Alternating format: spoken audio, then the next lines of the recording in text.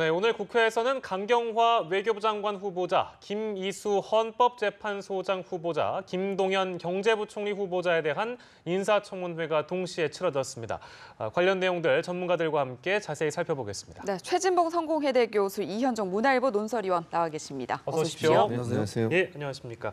이른바 슈퍼 수요일이라고 해서 3명의 후보자 청문회가 같은 날 동시에 치러졌는데 좀 저희가 곱씹어야 봐야 될 내용들이 좀 많은 것 같습니다. 워낙에 그동안 의혹들도 많이 나왔었고 그 의혹을 좀 해명하는 자리가 됐는지 어떻게 보시는지 궁금한데요. 일단 강경화 외교부 장관 후보자의 경우에는 어땠는지 좀 들어보겠습니다. 해명이 좀 충분했다고 보시는지 어떻습니까? 오늘 사실은 강경화 후보자에 대해서 청와대도 그렇고 예. 여당에서도 그렇고 상당히 좀 불안해한 감이 있었어요. 왜냐하면 예. 그전까지 강경화 후보자에서 많은 의혹들이 나왔지 않습니까? 자고 나면 또 다른 의혹이 나오고 이래서. 네. 그런데 사실 오늘 청문회를 보고 나면 물론 강경화 후보자가 사과를 많이 했어요. 대체적으로 예. 인정하고 시인하고 잘못했다고 얘기하고. 그렇지만 이게 뭐 공격의 칼날이랄까요? 그 야당의 공격이 상당히 좀 무뎠다고 하는 부분이 제가 개인적으로 느낀 부분이어서 예. 좀 더 깊이 있게 파고들어서 문제를 제기하기보다는 그냥 묻고 본인 발언하고 끝나버리는 그런 식으로 청문회가 진행이 되다 보니까 예. 사실은 강경화 후보자는 더 많은 기회를 줬다고 저는 생각을 해요. 그러니까 강경화 후보자 입장에서는 본인이 충분히 본인의 입장을 설명하고 해명하고 예. 또 사과하는 것을 할 수 있도록 야당이 조금 무디게 공격을 한 게 아닌가 예. 하는 생각이 들어서 오늘 보면서 물론 강경화 후보자가 많은 문제점이 있다고 저는 생각을 합니다만 예. 그럼에도 불구하고 여러 가지 그 국민들이 관심을 갖고 있었던 여러 가지 의혹에 대해서 속 시원하게 파헤치는 부분에 있어서는 야당이 예. 조금 부실한 게 아니었나 하는 생각이 듭니다. 예. 이현종 논설위원께서는 강경화 후보자 어떻게 보셨습니까? 일단 뭐 강경화 후보자 같은 경우는 뭐 사실 이제 매일 한 건씩의 의혹이 나온다 할 정도로 예. 위장 전입부터 이제 뭐 증여세 또 여러 가지 지금 뭐 집 소득세 탄로라든지 뭐 여러 가지가 제기됐지 않습니까? 근데 지금 전체적으로 저 어떤 답변을 보면 예. 대부분 어떤 문제에 대해서 남편이 알아서 해서 나는 잘 몰랐다. 또 어머니가 빌려달라고 해서 어머니가 알아서 해서 나는 잘 몰랐다. 예. 네. 뭐 이런 식으로 이제 답변을 하고 있어요. 특히 이제 어떤 본인의 예민한 세금과 관련한 문제를 보면 이거에 대해서는 다 남편이 알아서 했기 때문에 남편과 나는 다른 지갑을 쓴다. 각자 어떤 그 돈을 다르게 쓴다라고 이야기를 하면서 남편이 알아서 했다 해서 남편한테 책임을 돌렸단 말이죠. 예. 그리고 이제 위장전입 문제 같은 경우도 보면 오늘 이제 이화여고 전 교장 같은 경우는 증인 신청을 했었는데 예. 이분들이 워낙 연로하시기 때문에 사실은 증인 어떤 소환이 제대로 이루어지지 않았습니다. 그래서 예. 어떤 정확한 조사는 이루어지지 않았지만, 근데 본인이 누구한테 그 부탁을 했고 지금 보면은 이제 그 집 자체가 보면 한 6명 정도의 학생들이 더 위장 전입했다는 거 아니겠습니까? 예. 자 그렇다면 위장 전입을 했을 때 또 본인 명의를 빌려줬을 때 그럼 뭔가 이유를 알고 빌려줬어야 되는 게 저는 공직자로서의 기본적인 자세라고 보는데. 네. 뭐 막연하게 지금 죄송하다 모르다고만 해서 사실 이 문제가 해결될 수 있는 문제는 저는 아니라고 봅니다. 자, 예. 그렇다고 볼 때는 전반적으로 어떤 그 강경화 후보자의 공적 의식, 즉 공직자로서의 어떤 기본적인 의식에서 형격히 문제가 있는 것이 아닌가. 네. 특히 어떤 자기 명의를 빌려주고 뭐 세금하는데 불리하면 남의 탓. 뭐 예. 이런 것들 한으로 봐서는 제가 봤을 때는 과연 우리나라 외교부를 대표할 수 있는 외교 수장으로서의 어떤 뭐 능력을 떠나서 예. 기본적인 도덕성과 그런 것들이 돼 있는가 상당히 회의적일 수밖에 없다는 것들을 오늘 좀 확인한 것 같습니다. 네, 그리고 김이수 헌법재판소장 후보자에 대한 청문회도 초반부터 참 치열한 공방이 펼쳐졌는데 특히 야당에서는 특정 정당의 이념 편향적인 것 아니냐 이렇게 공세를 이어갔거든요. 전반적으로 이 청문회 분위기는 어떻게 지켜보셨습니까? 저는 그 야당의 공격은 상당히 부적절하다고 생각을 합니다. 예. 왜냐하면요. 헌법재판관은 자신의 양심에 의해서 판결을 내리는 거예요. 그러니까 예를 들면 민주당이 주장하고 있는 어떤 주장과 맞는 판결을 내렸다고 해서 민주당의 무슨 의도를 가지고 도와주는 판결을 냈다 이렇게 얘기하면 상당히 모욕적인 발언이죠. 그럼 반대로 얘기하면 그럼 자유한국당은 새누리당이 지지하는 그런 방법으로 또 그런 방향으로 헌법재판소 재판관들이 판결을 내면 그 사람들은 그럼 새누리당이나 아니면 자유한국당을 지지하는 사람들은 아니지 않습니까? 예. 그래서 저는 소수 의견을 내는 것은 예. 당연히 헌법재판관에서 본인의 개인적인 양심, 법률적인 양심에 의해서 하는 것이 그건 존중받아야 한다고 생각을 해요. 예. 누가 헌법재판관이 됐든 그게 야당이나 여당이 본인들이 주장하는 내용과 합치된 내용이든 아니든 그것과 관계없이 헌법재판관은 정말 개인 한 사람이 헌법을 수호하는 어떤 수호자로서 본인의 양심이나 법률적 지식에 의해서 판결을 내리는 것이고 거기에는 이견이 있을 수 있는 거 아니겠습니까? 모든 사람이 헌법재판관이 동일한 의견을 가지고 하나의 어떤 판결에 대해서 동일한 의견을 내라? 이거 상식이 아닌 거죠. 그래서 저는 그 부분을 가지고 물고 늘어지는 건 저는 말이 안 된다고 생각하고요. 다만 이제 김희수 재판관 같은 경우에는 5.18 그 광주 민주화 운동 때 그 사형을 언도한, 물론 본인이 군 판사였어요. 군이라고 하는 특수성을 감안해서 저는 뭐 저도 군에서 7년 동안 근무를 했습니다만 예. 군에서 뭐 국선 변호인도 하고, 그런데 보면 군 판사들은 대체적으로 지휘관이나 아니면 어떤 군에서 요구하는 쪽으로 판결을 내리는 경우가 많아요. 네. 근데 그 당시에 군 판사라고 하면 사실 본인의 의사와, 물론 본인이 오늘 사과했습니다, 정식적으로. 그건 네. 어쨌든 본인이 판결을 내린 것이고 그 네. 판결에 의해서 아픔을 당하고 있는 사람들에서 진정으로 사과한다고 말을 했습니다만, 군 판사라고 하는 그 직책 자체가 본인의 양심보다는 여러 가지 압력으로부터 영향을 받을 수밖에 없는 상황이어서 그런 부분들은 저는 개인적으로 이해가 되는 부분이라는 생각이 듭니다. 네, 야당의 질문의 적절성 등을 지적해 주셨는데 어떻게 지켜보셨습니까? 일단 이제 김일수 재판관이 이제 헌법재판소장으로서 또 재판관과 소장은 저는 좀 다른 차원이라 봅니다. 예를 들어서 뭐 재판관일 때는 소수 의견도 낼 수가 있고 또 그런 목소리도 충분히 반영이 됐어야죠. 예. 근데 이제 지금 정부에서, 그러니까 청와대에서 김일수 재판관을 헌재 수장으로 내정을 할 때, 그때 이제 국회에다 청문 요청서를 보낼 때 이제 그 선정 배경을 가장 중요한 게 이제 통합진보당 사건에 대해서 소수 판결을 내렸던 것, 예. 이런 것들을 들고 있습니다. 자, 그런 면에서 볼 때는 과연 소수 판결을 내렸다고 해서 소장의 어떤 역할과 소장의 어떤 맡을 수 있는 자격이 되느냐, 좀 저는 이런 건 좀 의아스러운 측면이 있어요. 예. 물론 이분이 뭐 소수 판결을 내린 거는 뭐 충분히 양심에 따라 내릴 수 있죠. 예. 그렇지만 소장에 임명된다는 것은 또 다른 차원이거든요. 그렇기 때문에 일단 그 문제가 일단 지적이 되는 것 같고, 그다음에 5.18 때 그 어떤 그 같은 경우는 예. 당시에 저는 군 판사로서 저는 불가피한 선고였다고 봅니다. 왜냐하면 그 이제 운전하신 시민군 운전하는 분이 경찰관 4명을 이제 사상을 했어요. 자, 그렇다면 그때 당시에 그 상황에 대해서 물론 전체로 볼 때는 5.18의 어떤 의미나 이런 게 있겠지만 당시 어떤 군 판사로서 내릴 수 있던 판결이 아니었던가. 예. 근데 이걸 이제 사실은 또 자유한국당에서 문제를 제기를 했단 말이죠.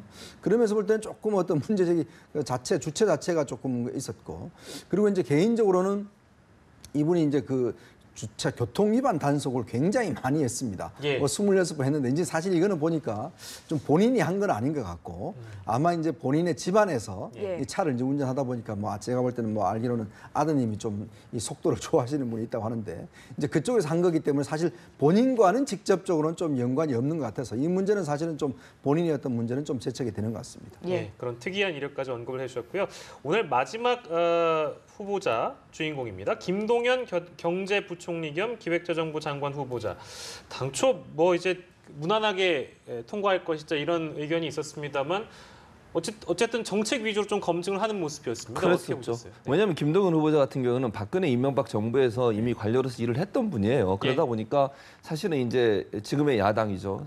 자유한국당 입장에서도 도덕성이라는 문제를 문제 삼기가 상당히 어려운 부분이 있고요. 그런 차원에서 본다면 그분의 어떤 역할 자체는 제가 볼 때 어느 정도 인정을 해주는 것 같아요. 다만 이제 오늘 문제가 됐던 또는 문제를 제기했던 부분은 문재인 정부와 그분이 평소에 생각했던 생각과 일치하냐 하는 네. 부분들이 논란이 됐었는데 저는 그렇게 생각해요. 물론 오늘 얘기한 뭐 몇 가지 사안에 있어서 문재인 대통령이 얘기하셨던 부분과 약간 뭐 또 듣기에 따라서 뉘앙스가 다른 부분이 있긴 해요. 네. 그러나 저는 그거는 장관으로서 충분히 본인이 관료로서 오랫동안 일을 했지 않습니까? 네. 관료로서 일을 했다고 하면 정부의 어떤 정책에 대해서 본인이 주장할 건 주장하더라도 또 정부가 추진하는 정책에 대해서도 동의할 건 또 동의해주면서 갈 수 있다고 생각을 합니다. 그래서 그건 크게 장관으로서 업무를 추진하는데 문제가 없다고 보고요. 또 긍정적으로 본다면 어찌 보면 좀 생각이 다른 사람이 들어가서 대통령의 일방적인 생각을 견제도 하고 또 의견도 내고 이러면서 조율한다고 하면 그것도 긍정적인 영향을 미칠 수 있는 요소가 있지 않겠습니까? 예. 그래서 이런 부분들은 사실 크게 흠결이라고 보기는 어려워요.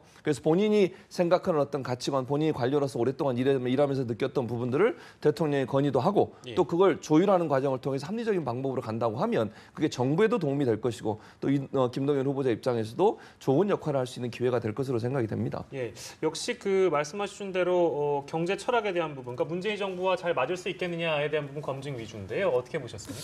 일단 뭐 오늘 이제 야당에서도 이제 호평이 나올 정도로 일단 뭐 청문회 통과는 뭐 문제가 없는 것 같습니다. 예. 근데 이제 조금 이제 그 경제 관점에서 보면 이제 아무래도 문재인 대통령은 저 소득주도 성장을 이제 주장을 해 왔는데 사실 오늘 김동연 후보자 같은 경우는 이제 혁신 성장 여기 좀 방점을 뒀고 그리고 이제 4대강 문제에 대해서 이제 야당 의원들 좀 집중을 질의를 했어요. 특히 이제 그 문재인 대통령이 4대강 문제에 대해서 좀 적폐 그리고 이에 대한 좀 조사를 지시를 했지 않습니까? 예. 근데 이제 일단 이 김동연 후보자 같은 경우는 이 4대강은 어떤 일부 효과가 있었다. 그리고 이는 적폐라고 보기에는 어렵다. 예. 이렇게 이제 소신 발언을 했습니다. 네. 조금의 어떤 좀 차이는 있는 것 같고, 그리고 이제 그 누리과정 어떤 예산 문제에 대해서는 이제 정부가 적극적으로 이제 부담을 하겠다는 뭐 이야기를 했는데, 전체로 볼 때는 뭐 크게 어떤 문제인, 물론 이제 역대 정부에서 다 좋은 관리를 했다는 것은 그만큼 유능하다는 이야기겠죠. 그리고 또 어떤 면에서 보면 또 이제 문재인 대통령의 정책 기조와는 잘 맞추리라고 저는 봅니다. 예. 그렇기 때문에 아마 오늘의 청문회를 보면 김동연 후보자 같은 경우는 뭐 큰 문제 없이 일단 통과가 되지 않겠는가, 좀 그런 예상을 해봅니다. 네, 오늘 있었던 청문회 내용을 자세히 좀 짚어봤는데요. 일단 청와대 입장에서는 임명을 처리할 만큼 결정적인 하자는 없다. 이 새 후보자에 대해서 모두 이렇게 판단하고 있는데 앞으로 임명까지 절차 어떻게 예상을 하십니까? 일단은 자유한국당 입장에서는 제가 예. 볼 때는 김상조 후보자하고 강경호 후보자에서 지금 계속 나를 세우고 있는 상황이고요. 네. 다만 이제 김상조 후보자가 오늘 청문 보고 채택이 무산이 됐고요. 다시 예. 논의하기로 했는데 지금 이제 분위기를 보면 바른정당 일부도 사실 청문 보고 채택에 동의하는 쪽으로 돌아서고 네. 있어요. 물론 예. 국민의당도 내일 이제 의원총을 열어서 공식 입장을 밝히겠다고 했지만 분위기로 보면 국민의당이나 바른정당 일부가 김상조 후보자에 대해서는 일정 부분 좀 동의를 해주는 쪽으로 가고 있기 때문에 네. 제가 볼 땐 자유한국당은 그렇다고 하면 강경호 후보자에 대해서 좀 더 나를 세울 가능성이 있고 낙마를 계속 주장할 가능성이 있다는 생각이 들고요. 아니면 네. 자진 사퇴를 주장할 가능성이 있다고 생각이 됩니다. 물론 네. 이제 그렇다 하더라도 문재인 대통령 5일이 지나면 임명을 할 수 있어요. 강행을 할 수 있습니다. 그러나 네. 문재인 대통령 입장에서는 가능한 한 시간을 두고서 여당, 야당이 합의할 수 있는 부분들을 좀 기다릴 거라는 생각이 들고요. 예. 그럼에도 불구하고 전체 국민의 여론 자체가 크게 흠결이 없다고 여론이 주도적으로 흘러가게 된다고 하면 또 바른정당이나 혹시나 국민의당이 이런 부분들을 동의해 준다고 하면 강행할 가능성도 충분히 있다는 생각은 듭니다. 네, 세 명의 후보자 중에 한 명의 후보자라도 만약에 낙마한다면 뭐 강행을 할 수도 있겠습니다만 그 임명 절차 과정에서 상당히 난항이 예상되는 대목이거든요. 근데 이제 우리가 역대 정부를 보면 그 박근혜 정부에서는 이제 14.5%가 낙마를 했습니다. 그리고 또 이명박 정부에서는 9%가 낙마를 했거든요. 예. 그러면서 본다면 이제 어떤 문재인 대통령에서도 어느 정도 이제 뭐 낙마가 예상될 수 있는 부분이긴 한데 네. 일단 오늘 상황으로 봐서는 이제 야당에서는 일단 아까 말씀하신 김상조 후보자와 강경호 후보자 두 사람을 초점을 맞추고 있는데, 근데 김상조 후보자는 지금 보니까 분위기는 조금 통과 쪽으로 많이 바뀌는 것 같고, 근데 예. 강경호 후보자 같은 경우도 오늘 청문회를 봐서는 예. 이 야당의 좀 뭔가 좀 새로운 것들이 좀 오늘 사실은 나와줘서 좀 뭔가 이게 좀 분위기를 바꿔야 되는데 예. 야당에서 특별한 어떤 기존에 나왔던 것 이상의 어떤 새로운 의혹이 나오지 않았고, 예. 그리고 이제 강경호 후보자가 오늘 보니 전략을 보니까 시종일관 죄송하다 이런 쪽으로 아주 몸을 낮췄어요. 예. 이제 그런 전략으로 봐서 특히 오늘 그 형식을 보면 이 의원들 같은 경우는 질문 그 시간을 갖다가 다 7분으로 이렇게 해서 실제로 어떤 좀 집중 질의보다는 한 명씩 다 돌아가면서 그 중계하는 걸 다 하도록 뭐 그렇게 배려를 했더란 말이죠. 예. 그런 걸 비춰보면 상당히 집중적인 좀 파고 들어가는 어떤 청문회가 좀 부족했다. 예. 그래서 자유한국당이 과연 이 명분을 가지고 계속 반대할 수 있을 것인가? 예. 저는 조금의 의문이 듭니다. 물론 이제 당장은 아마 채택되기는 좀 힘들 겁니다. 네. 그렇지만 청와대 입장에서 볼 때는 아마 특별한 게 나오지 않았기 때문에 아마 철회는 하시기 힘들 거예요. 예. 이제 그렇다고 본다면 이제 강행적으로 간다라고 하면 지금 자유한국당이나 또 국민의당 입장에서 본다면 너무 또 정부의 어떤 인사에 대해서 브레이크를 못 거는 건 아니냐, 예. 또 야당으로 제 목소리를 못 내는 거 아니냐 이런 또 비판도 있을 수 있기 때문에 상당히 내부적으로 좀 고심이 되는 대목 같습니다. 예, 뭐 각자 그 각 당마다 가지고 있는 고민의 크기가 또 다를 법도 한데요. 청와대도 마찬가지고요. 근데 국회 문을 이미 통과한 이낙연 총리 같은 경우에 워낙에 낮은 자세, 로우키로 나오고 인정할 건 인정하고 해명할 건 해명을 했기 때문에 일종의 모범 답안을 만들어줬다는 생각을 하게 되고 또 강경화 후보자가 말씀해 주신 대로 그렇게 나오고 있기 때문에 통과할 가능성이 높아 보이긴 합니다만 지금까지 상황에서 뭐 바람직한 얘기는 아닌데요. 정치권에서 들리는 얘기 중에 이른바 빅딜설, 뭐 청문회 때 되면 늘 나온 얘기인데 이 후보만큼은 절대 안 된다. 그러니까 이 후보를 만약에 낙마시키지 않으면 우리는 이거 다 보이콧하겠다. 이렇게 나올 수도 있는 거 아니겠어요? 그 빅딜설 같은 경우는 어떻게 보십니까? 뭐 그것도 가능성이 있다고 봐요. 지금 예. 자유한국당이 계속 엄포를 놓고 있는 게 국회 일정을 보이콧하겠다고 얘기하고 있지 않습니까? 심지어는 예. 청문회도 보이콧하겠다고 예. 얘기를 하고 있는데 지금 지적하신 것처럼 그럴 가능성을 배제할 수는 없죠. 야당 입장에서 사실 모든 사람을 다 통과시켜준다는 건 상당히 야당으로서는 곤혹스러운 부담스러울 상황이에요. 거고요. 정치적으로 보면. 네. 왜냐하면 자기들을 지지하고 있는 지지층한테 면이 안 서지 않습니까? 그리고 지금 나머지 나머지 4명 차후에 지금 이후에 곧 청문회를 하게 된 4명은 전부 의원 출신들이에요. 예. 지금까지 의원 출신 중에 한 명도 낙마한 적이 없었거든요. 예. 그렇다고 하면 이제 강경호 후보자 같은 경우를 이제 아마 공격을 집중적으로 할 것 같은데 예. 물밑에서 그럴 접촉이 있어질 가능성은 충분히 있다고 봅니다. 야당 입장에서는 그래도 하나 정도는 낙마를 시켜야만 본인들의 면이 선다고 하는, 물론 그게 바람직하다고 제가 말씀드리는 건 아닙니다. 그건 바람직한 예. 건 아니죠. 네. 그럼에도 불구하고 정치 공학적으로 본다면, 정책 상황으로 본다면 그런 딜이 일어날 가능성은 우리가 생각해 볼 수 있는 상황이죠. 근데 이제 이게 지금 장관들이 아직까지 많이 발표가 안 됐어요. 예. 네. 지금 보면 이제 남부지 장관들은 지금 검증을 하는 또 검증하는 단계 계속해서, 아니겠습니까? 예. 예전 같으면 일괄 발표가 되고 그 중에서 이제 한두 명 정도 이제 낙마하고 이제 통과되는 그런 양상이었는데, 이번 같은 경우는 사실 이게 빅딜하기가 좀 힘든 게 뭐냐면 예. 만약에 강경호 후보자를 여당에서 그럼 이제 그 낙마를 시키겠다. 예. 그럼 나머지 후보는 다 통과시켜. 그럼 나머지 후보는 아직 지금 청문회도 안 했지 않습니까? 예. 그러다 보니까 어떻게 상황이 생길지 모르는 상황. 어떤 후보가 들어올지 모르고. 그렇죠. 네. 어떤 또 문제가 생길지도 모르는 상황이고, 그렇기 때문에 사실 청와대 입장에서 본다면 이거 그렇게 양보하기가 쉽지는 않을 겁니다. 예. 그리고 또 보면 이미 이제 그 총리가 있다 통과했기 때문에 예. 장관들 같은 경우는 어떤 면에서 보면 청문 보고서가 채택이 안 되더라도 대통령이 나중에 일정 시간 지나면 임명할 수가 있거든요. 네. 그러면서 본다면 어차피 이제 청문회를 지금 자유한국당에 보이콧 한다 하더라도 만약에 예. 바른정당하고 국민의당만 동의해 준다라면 또 청문회가 할 수 있는 거거든요. 예. 그렇기 때문에 조금 여당 입장에서 본다면 조금 분리 전략으로 가지 않을까. 네. 그러면서 본다면 아마 이 빅딜을 지금 하기에는 여러 가지 여건상 아직까지는 좀 성숙이 안 되는 것 같다는 좀 생각입니다. 네, 청문회 얘기 그리고 청문회 때마다 나온 빅딜설 얘기까지 짚어봤고요. 이번에는 사드 반입 얘기를 좀 해보겠습니다. 네. 청와대가 오늘 뭐 사드 발사대 4기의 추가 배치는 환경 영향평가 절차가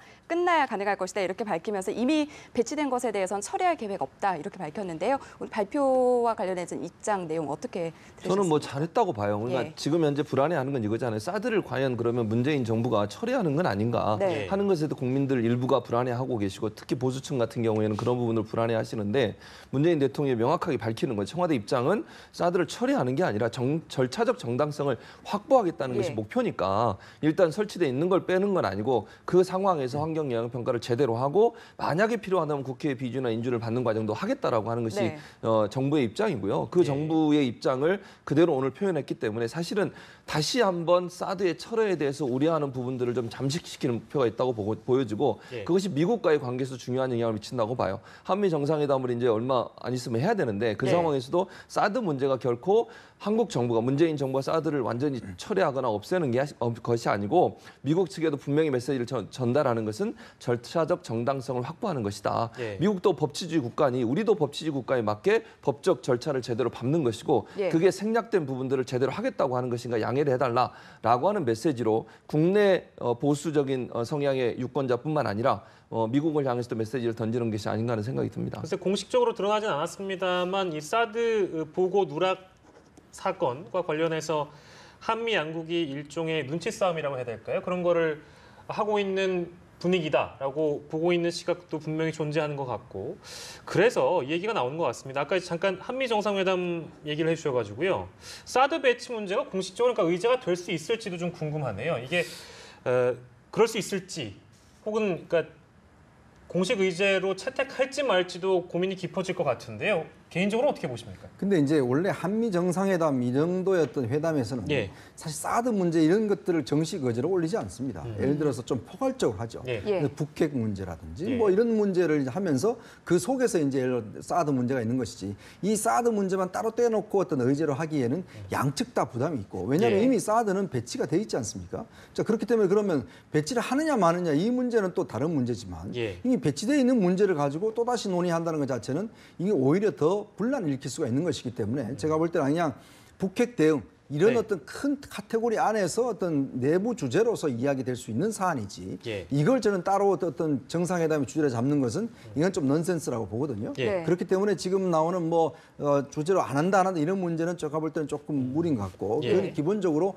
큰 틀 속에서 분명히 논의될 문제인데, 문제는 이제 사드 문제는 시간의 문제입니다. 네. 예. 지금 현재 이제 환경 영향 평가를 지금 이제 청와대 같은 경우는 이게 지금 전략적 환경 평가를 해야 된다는 입장이거든요. 예. 이렇게 될 경우는 상당히 시간적으로 시간적으로 길어질 수가 있어요. 예. 주민공청회도 거치고 하기 상당히 내년으로 넘어갈 수가 있습니다. 네. 자, 그러면 이거 미국에서는 상당히 불편해할 수가 있죠. 네. 좀 조기에 가동하는 것을 미국 측에서는 지금 바라고 있는데 만약 이것 자체가 내년까지 넘어간다면 미국 측에서는 불편한 심기를 나타낼 수밖에 없죠. 네. 자, 그럴 경우는 아마 정상회담에서 트럼프 대통령과 문재인 대통령 회담 속에서 미국 측이 그런 것들을 좀 은연중에 내비칠 수는 있다고 봅니다. 예. 좀 이거를 조기에 가동시켜야 한다. 뭐 이런 쪽으로 하든지 그렇게 예. 한다면 아마 우리 정부도 좀 환경영향 평가를 좀 앞당겨서 예. 조속하게 진행하는 방향으로 어떤 합의할 가능성도 저는 높게 보고 있습니다. 글쎄 그 청와대 관계자의 말에 따르면 환경평가에 걸리는 시간은 검토를 해봐야 알 수 있는데 괌의 경우에 23개월이 걸렸다. 그러니까 말씀해 주신 대로 굉장히 오래 걸린다는 얘기인데요.